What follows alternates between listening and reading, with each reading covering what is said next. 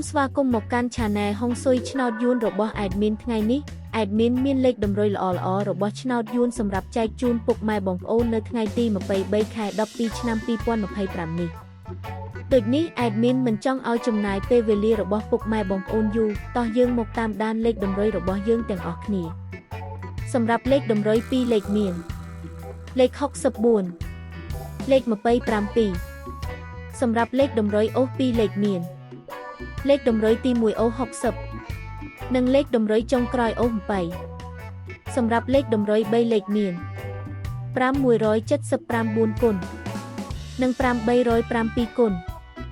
សម្រាប់លេខតម្រុយថ្ងៃនេះ Admin សូមជូនពរឲ្យពុកម៉ែបងប្អូនជួបតែសំណាងល្អទាំងអស់គ្នាហេងមានលាភមានជ័យ